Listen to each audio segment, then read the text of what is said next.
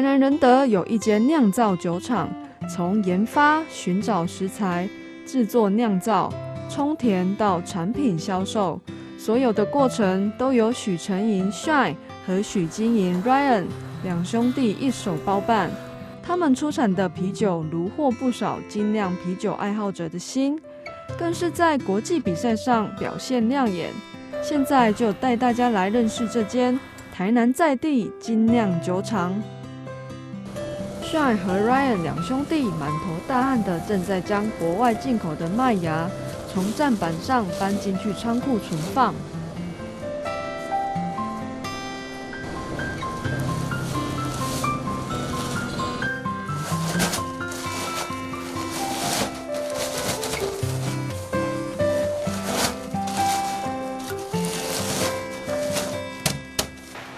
这天约有160公斤的麦芽要碾碎，将不同品种的麦芽倒入桶子中混合，接着再倒入磨碎机碾碎。碾碎麦芽是为了后续能够加速淀粉水解。兄弟俩一人把麦芽倒进去，一人在下面承接着。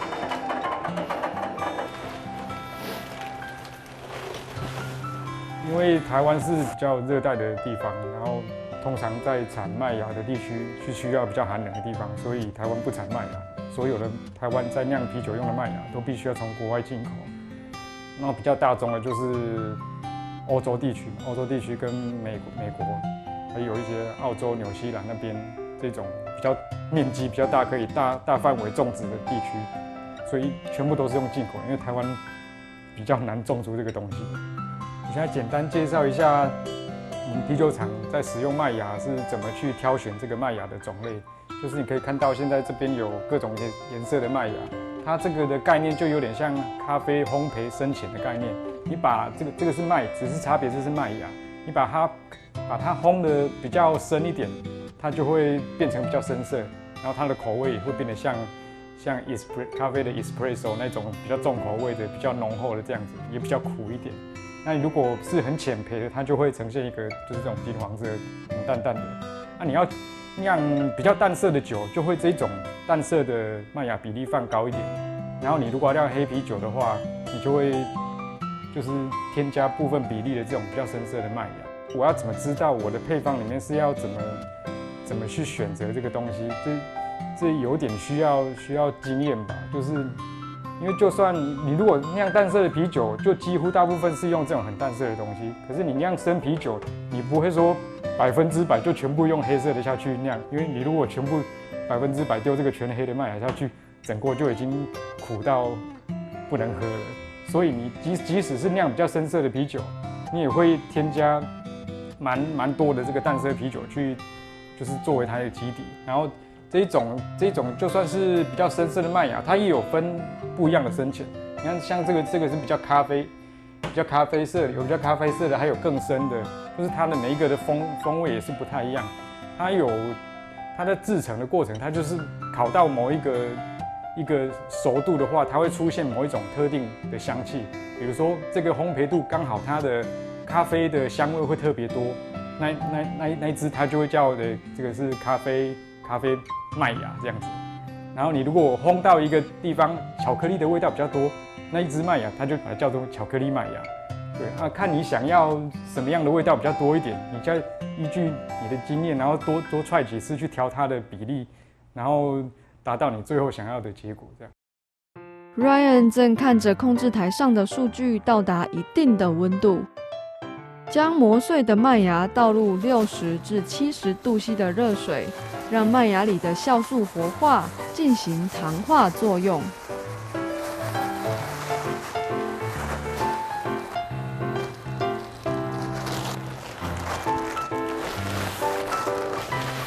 边倒边搅拌，使麦芽均匀混合。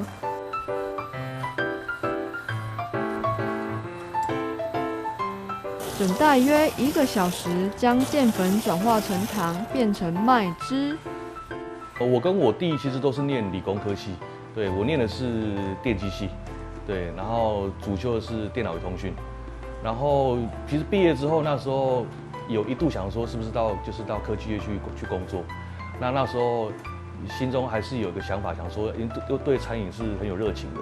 所以想说就试试看，就投入餐饮业这样子。那我投入餐饮业的过程的期间，其实我弟弟那时候在绿能公司上班，那他就是也把自己筹了一定的经费之后呢，就到国外去进修他的啤酒的课程这样子。那我也是在餐饮工作期间，就是到法国去学习葡萄酒。对，那我弟他喜欢的是比较麦芽调性的东西，像威士忌或是像啤酒。那我自己那时候比较喜欢的是像葡萄酒类的酿造酒。那当然所学的领域是很不一样。那回来之后呢，就想说去做一个结合，这样子，就是我弟他有这方面的一个经验。那我也发现说，其实葡萄酒在台湾其实市场虽然是很大，但是它的酿造过程，毕竟台湾不是一个产酒的国家，所以酿造上会比较困难，所以就选择了麦芽。然后我弟就是这样子筹建这个酒厂起来。会选择在台南的原因，主要是因为那时候我在台南做餐饮业已经做了一段时间，那有一定的一些人脉基础跟餐饮的一些资源这样子。那我弟刚从国外回来嘛，那也物色一下，就是那时候台南的整个房地产，其实在工业用地上来讲，它并没有像中北部来的这么的贵，所以在一个经济力的考量上，跟在地的一个资源的双重考量之下，就选择在台南。我们的酒厂创立是在2014年，对，就是我弟从美国、德国学完这个啤酒的课程回来之后，就开始筹备这个酒厂的建制这样子。那建制完成之后呢，一直到第一支酒的上市时间是2017年的年底，大概就是2到3年的时间。那这中间的过程就是在做一些当然设备的一些调整，然后还有我弟弟他需要把一些各式各样的酵母跟一些麦芽去做一个了解，去做一些实验这样子。那时候2017年的年底做的第一支酒是芳草，也就是这支酒，对。那它用的是我们台湾本产的在南投松柏岭的这个茶叶，就是茉莉花印制的一个绿茶去做酿造，再搭配美系的啤酒花去做呈现这样子。那第一支酒的想法其实还蛮单纯的，就想说精酿市场现在开始有点蓬勃，那大众消费习惯又还没有很确定的情况之下，我们去做一支希望可以满足精酿啤酒的这些喜好者，可以让他们觉得可以好喝，同时又是让这些平时喝习惯这些比较清淡的拉格啤酒的群众，他们会觉得说有惊艳的感觉，所以就做一支比较全面性的酒款这样子。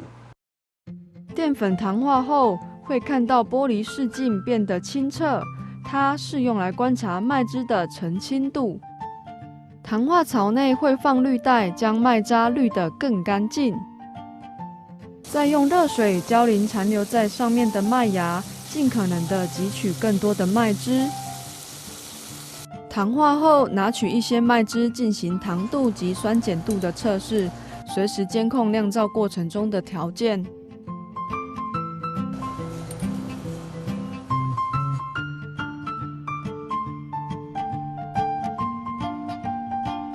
各位朋友，大家好，我是台风造酒的 Ryan。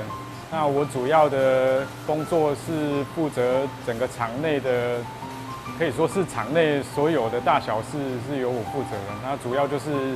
产品的研发跟所有制程的部分是由我来负责的。那我的工作就基本上都是在厂内的工作居多，然后偶尔也会需要出去，就是比如说我要研发一些配方的时候，要找一些特殊食材，去外面会去寻找一下当地的食材，然后把它运用进我们的酒里面。然后厂内的事情基本上大大小小的都是在酒厂内酿酒，然后还有一些如果设备有问题，什么硬体上面的问题，主要都是由我负责。我主要就是一个有点杂事蛮多的一个工作角色这样子。我们酒厂其实就很单纯2个人作业啊，那但是有时候比较忙的时候，当然家人会来帮忙。那我弟弟 Ryan 的部分就负责厂内的部分，包括一些研发跟一些酿酒的工作。那我的部分就是负责行销跟业务，就是把酒怎么样把它卖出去这样子。对，然后包括一些产品的定位跟销售这样。那时候我观察到台湾在做精酿啤酒厂的这个。在当时我要去，就是我去国外念书之前，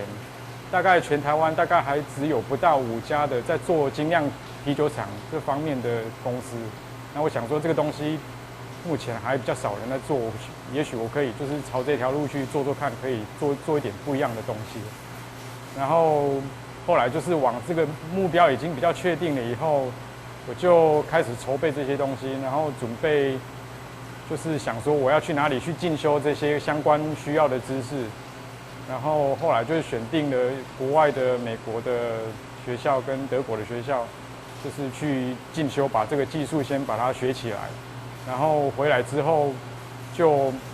马上就着手开始进行这个整个酒厂的筹备的工作。那筹备的过程是很繁琐冗长的，就是从这一片工厂本来是一个完全没有任何东西的空场，然后要把它做成像现在这样一个状态可以去营运。那我要做很多的功课，而且这部分建厂的工作是你之前在学校念书的时候也不会教到那么 detail 的部分，而且台湾的条件跟国外的条件也整个都差异蛮大的，所以回来我还要自己 research 很多工作，比如说你要排水沟怎么挖，然后东西怎么架，就是怎么把这些硬体的整修的部分，怎么把地面把它增高，然后做出这个水沟，然后你的酒桶整个要配置在哪里，整个格局的规划都要先想好这个，然后再着手把它敲掉，然后再把它重新大整修，把它改造成一个可以营运的状态。但是中间就已经花了大概1整年吧，光是把这个酒厂从零到生出来一个可以使用的样子，就花了大概1年左右。然后1年建成了之后，我们还要把设备进来，然后去先调试一下这些设备的状态，把它调到整个流程都顺畅了以后，才能开始生产。然后一开始当然配方在 try 的时候也试了蛮久一阵子的，也因为试这些配方，然后一开始都不是很满意，所以测试的过程也倒掉了非常多的酒。所以后来酒厂盖成了之后，大概又花了1整年的时间，在配方的调整跟把这个设备把它给运作顺畅起来这样子，然后之后才可以比较顺利的把酒生出来。麦汁与麦渣分离后，将麦汁过滤到煮沸桶，煮至100度 C。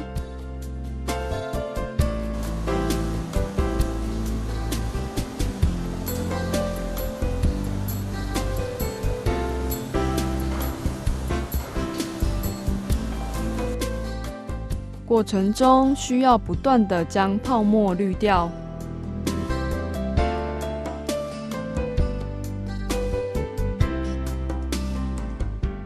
那我们在研发的时候，就是常常会用到一些比较在地特殊的食材嘛，就是在找的过程，有时候是找到食材的，可是有的时候找到的食材不见得有这么好用，它有时候会不是那么适用。比如说是像有的茶叶，我们有一些是加茶叶的啤酒，它的涩味本身会比较高一点。可是我们要做酒的时候，我们通常是希望香气保留的多一点，可是口感不要那么涩或不要那么苦。像用这种食材的时候，你就会去考量到你挑这种食材，你就比例要拿捏一下，就不能抓得太多，就是你可能要牺牲掉一点点香味，然后可是让它的涩味不要那么多。就是用茶叶的部分，我们常常会遇到这种问题。那些食材，我跟我弟弟 Ryan 其实都会花时间到一些产区去做了解。那比如说像疫情来的时候，我们做了3支的水果啤酒，像关庙的凤梨，我们也是直接到关庙那边的跟找一些青农去做合作，然后去实际参观了一下凤梨的种植的过程跟它的产地这样子。那因为我们的水果啤酒的部分，大部分都是要入到酒里面去，是你要喝到的，所以我们尽量都会选择有机的种植。就有机跟比较自然农法这样子的一个形态的水果去做，因为我们怕会有农药的问题。那像我们做的凤梨的部分跟我们的文旦的啤酒，我们是连皮都一起下去做酿造，因为像文旦的话，它的柚子皮上面其实有很多香气，那如果说我们用了一些比较多农药残留的水果的话，我们也会有食安的疑虑这样子。因为我们在台南嘛，然后我们是希望以台南就近附近比较有名的当地食材先开始做起，然后所以这一支长光是我们比较早做的。那时候我去找东山那边的那个土窑陪造寮的那一种龙眼干，因为那算是很独特的一个商品，就是其他国家甚至都不知道有这种东西，因为它是用一个很传统的一个土灶去把它烧柴火去把它烤出来的东西，这个东西很特别。然后那时候我就安排了一个行程去东山那边去绕一圈，看有什么在地的这种龙眼干可以买。然后这个途中也是会有一些比较有趣的事情啊，像找龙眼干的过程，就是找到一个农家，然后刚好那一天那个农夫他是种龙眼树，然后他就是也有采龙眼蜜，那农夫刚好要去山上去采收蜂蜜，然后遇见我啊，我说你有没有什么龙眼干还是什么可以买的？然后他说他一都没赢，然后说啊，无你先说跟我上山来啊，我载你过啊，你来看我看买。然后我就搭着他的那个山上不是有那个我不知道那叫什么铁牛那个车吗？啵那个小车子上去那个山上，然后就跟他看了他的采收蜂蜜的过程，然后现压出一桶，然后也在那边试他的那个蜂蜜。对，这一支是找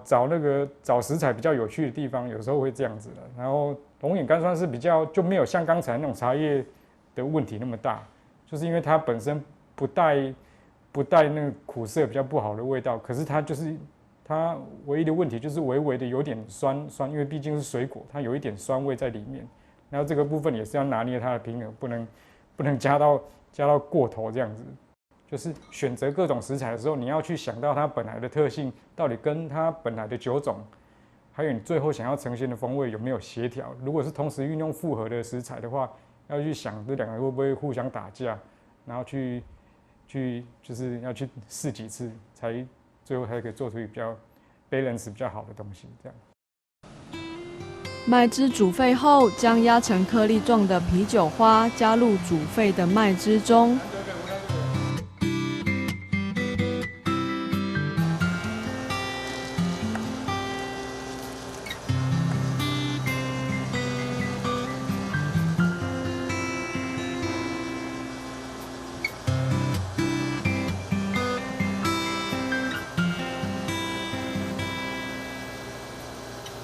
我们当时在就是创立这个酒厂的时候，我们有去思考了一下，想说一支啤酒的原物料的组成，从麦芽、啤酒花到酵母，基本上都是要依赖进口。那这样子我们做出来的啤酒，好像感觉上跟国外进口啤酒的感觉差不多。所以我们想说，我们是不是在每一支的啤酒上都结合一些台湾的元素？那我们身为在台南在地的酒厂，那当然是用台南最知名的水果去酿造是最适合的，所以才会选择像关庙的凤梨，然后像玉井的芒果，还有我们的麻豆的文旦去做这样子。那还有包括我们台湾的茶文化跟茶叶的特色也是非常鲜明，所以我们有很多支酒，我们都有结合茶叶在里面。那这支千寻呢，是我们今年年初跟长荣大学的食品系做合作的。那这一支呢，主要特色是它有加入这个膳食纤维，所以它可以有点像机能性的啤酒这样子。那同时这个啤酒的基调的风格是一个混浊型的 IPA， 就是说它的酒色稍微比较混浊一点，啤酒花下的比较多，那酒精度也没有做到这么高属于比较这种混浊型的社交型的 IPA， 这样子做一个结合。那今年我们最新的一个合作呢，对象是这个台北的米其林餐厅山海楼。它是一个以台菜为主的一个餐厅，那当时他们的选酒顾问呢，找上我们，希望可以客制一款专属于他们的啤酒。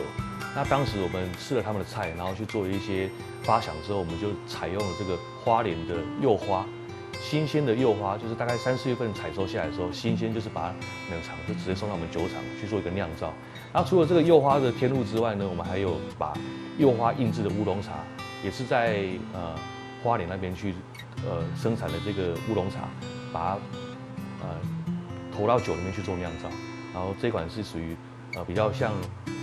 花茶系列的，就像柚花乌龙茶这样的啤酒调性。那其实我们酒厂刚成立，我们的人员有限的情况之下，经费也有限，所以我们想说，我们也没有这么多的钱去做这些广告的行销，那我们只能够透过说像多一点的异业的结合，像比如说像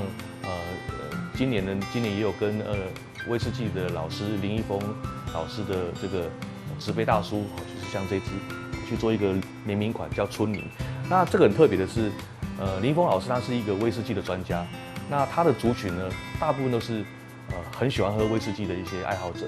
那我们啤酒跟威士忌向来有时候，虽然都是用麦芽去做原物料，但是基本上市场是不太一样的。那我们就找到一个很好的一个苏格兰的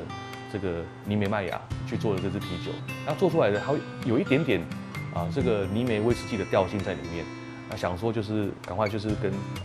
林老师做一个联络，因为也是多年的好朋友了。那我们想说，那我们就来做个联名结合看看，然后就是开卖的第一天其实就已经卖完了这样子。对，那这种东西就是像是两个不同的产业界，然后彼此有一些共同的语言去做结合，然后把这些能见度再把它拉大。啤酒花溶解后，透由冷却系统将麦汁冷却后抽到发酵桶中，将糖转化成酒精与二氧化碳。现在我们要做的动作是固定的，再把发酵桶里面的酒把它取出来，做一个就是风味的测试，跟测试它的那个比重。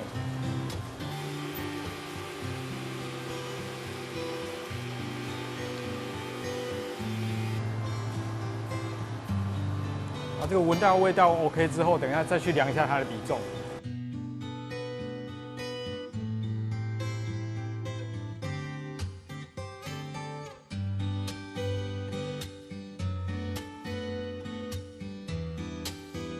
那其实我们有发现说，在国外有一些比较特殊的酒厂，他们也会用这种橡木桶去收成他们的啤酒。那我们试过之后，其实有发现味道其实还蛮不错的。然后再来是我们的啤酒的消费族群，有一部分是喜欢喝葡萄酒的。那我自己本身也是一个葡萄酒的爱好者，所以就想说，能不能透过我之前在国外的一些关系，去取得这些在国外蛮不错的酒庄的橡木桶，那我们就回来去做一个木桶跟一个啤酒的结合。那以及说是不是可以把一些葡萄酒的元素带到这个啤酒里面去让它的风味更丰富这样子。这是我们台风造酒一部分的橡木桶。然后我们现在可以看到的是，这里放横的这3个是刚才入酒的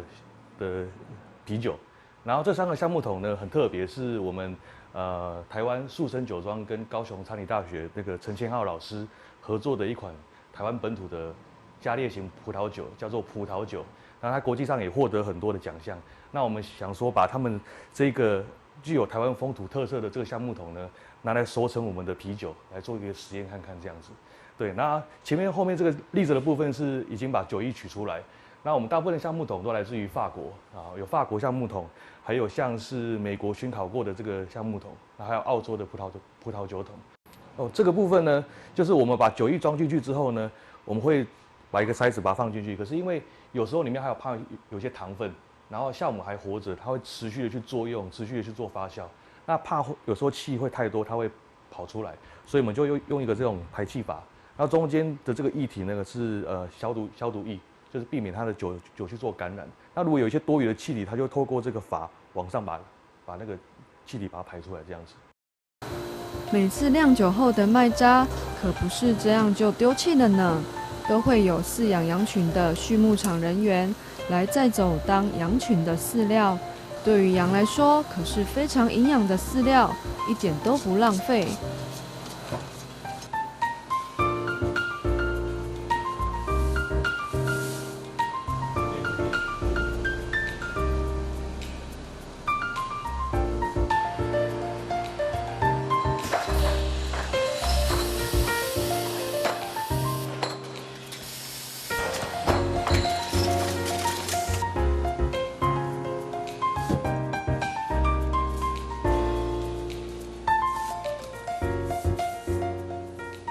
我们从第1年得到这个 IBC 的银牌之后呢，第2年2018年就是我们第2支酒上市的时间，我们有一支长光的黑啤酒，就是这一瓶，它就拿到了日本 IBC 的金赏，跟当年度的这个年度冠军。那其实这个奖项的拿的实在是蛮不容易，因为他的得奖比例是很低的。那得到这支奖之后呢，就有一些媒体开始注意我们这样子，就有帮我们做报道。然后随着这个媒体的曝光，我们的酒厂的知名度开始提高。第一年第一支产品这样出来是，其实这样得奖，我那时候也是蛮意外、蛮高兴的，就是从来就没有想到我第一次这样做，然后去就得奖了，应该也算是有点幸运吧。然后不过一开始的确是也花了蛮多功夫在调那支酒的，对啊，往年之后参加比赛就常常也是可以得到一些不错的奖项，就觉得自己有下一些功夫，然后有得到一些回报，这样做起来就觉得有一种回馈的感觉，这样就是让你比较有动力可以再继续做下去。